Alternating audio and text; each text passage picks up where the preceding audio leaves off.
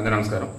ఈరోజు భారతదేశంలో అసలు మీరు భారతీయులు అని ధృవీకరించడానికి ఏం కావాలి? కేంద్ర విదేశాంగ శాఖ వాళ్ళు క్లారిటీ ఇచ్చారు.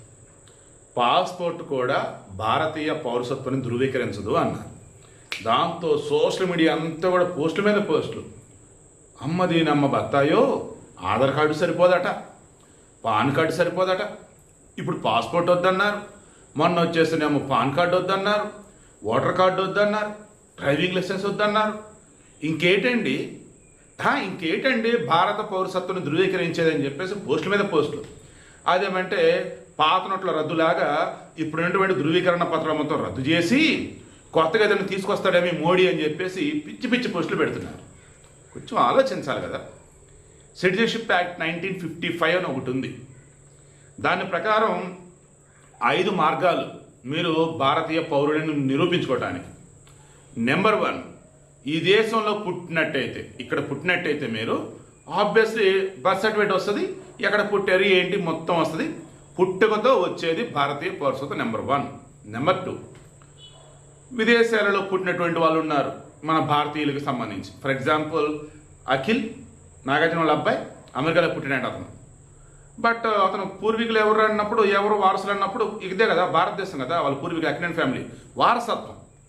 అలా మన భారతీయులు కొంతమంది అబ్రాడ్లో సెటిల్ అయినా అక్కడ వాళ్ళ పిల్లలు పుట్టినప్పుడు వీళ్ళకి ఆస్తులు పూర్వీకులకు మొత్తం ఇక్కడ ఉన్నాయి అనుకోండి, సో వారసత్వ రూపేణ వాళ్ళకి పౌరసత్వం వచ్చేసింది. సో అది 2, అంటే ఇక్కడికి వచ్చేస్తారు, ఇక్కడ ఉంటారు కాబట్టి అలానే అనేది. 3, ఇది వచ్చేసి సిటిజన్షిప్కి సంబంధించేసి రిజిస్ట్రేషన్ చేసుకోవడం. Best example Sonia Gandhi. ఆమె రాజీవ్ గాంధీని పెళ్లి చేసుకున్నారు.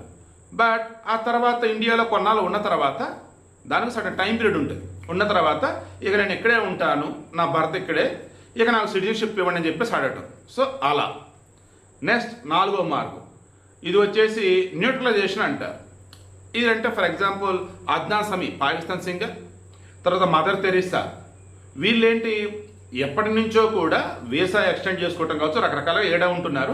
ఇక మేము ఇక్కడే సెటిల్ అయిపోతాం, అన్ని ఇక్కడే ఉన్నాయి మాకు అండ్ మోరోవర్ ఇక్కడ కొంచెం పేరు తెచ్చుకున్నారు, ఇక్కడ సెటిల్ అయిపోయినారు.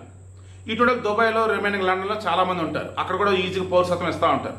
అలా మన దగ్గర ఇచ్చే పౌరసత్వం వచ్చేసి న్యూట్రలైజేషన్ అన్నట్టు, అంటే సహజీకరణ అన్నట్టు, నేచురలైజేషన్ అండి, సహజీకరణ అనుకోవచ్చు. ఓకేనా? అది 4. నెంబర్ 5, గోవా. పోర్చుగీస్ వారి నుండి 450 సంవత్సరాలు వాళ్ళు పరిపాలించున్నారు ఆ గోవాని.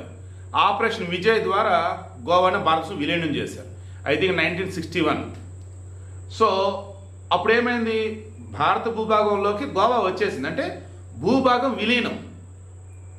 విదేశీయుల చేతులను భూభాగం ఏదన్నా మన భారతదేశం విలీనం అయిపోతే ఆటోమేటిక్ అక్కడ ఉన్న వారంతా కూడా భారతీయ పౌరులు అయిపోతారు. ఈ 5 మార్గాలు. ఈ పాస్పోర్ట్, దొంగ పాస్పోర్ట్లు ఎన్ని రావట్లేదండి. ఆధార్ కార్డులు అనకూడదు దూరే నాయన, మన పశ్చిమ బెంగాల్లో ఎన్నిరా బాబు ఆ బంగ్లాదేశీలు కొన్ని ఆధార్ కార్డులు. ఓటర్ కార్డులు కుప్పలాయే, ఇక పాన్ కార్డులు కుప్పలాయే. చెప్పండి, ఇప్పుడు చెప్పండి, ఓటర్ కార్డు ప్రామాణికం తీసుకుందామా, ఆధార్ కార్డు ప్రామాణికం తీసుకుందామా, పాన్ కార్డు ప్రామాణికం తీసుకుందామా, లేదన్నప్పుడు ఈ పాస్పోర్ట్ ప్రామాణికం తీసుకుందామా? అన్నీ కూడా డూప్లికేట్ తయారు చేసి పడేస్తున్నారు కదా బాబు. అసలు ఇంకెలా వాళ్ళకి ఇవ్వాలన్నప్పుడు ఎలా చెప్పండి?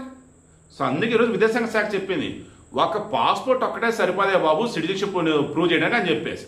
సో సిటిజన్షిప్ యాక్ట్ 1955 ఉంటుంది. దాని ప్రకారం ఇప్పుడు నేను చెప్పిన ఆ 5 మార్గాల ద్వారా మాత్రమే మీరు భారతీయ పౌరులను నిరూపించుకోవచ్చు.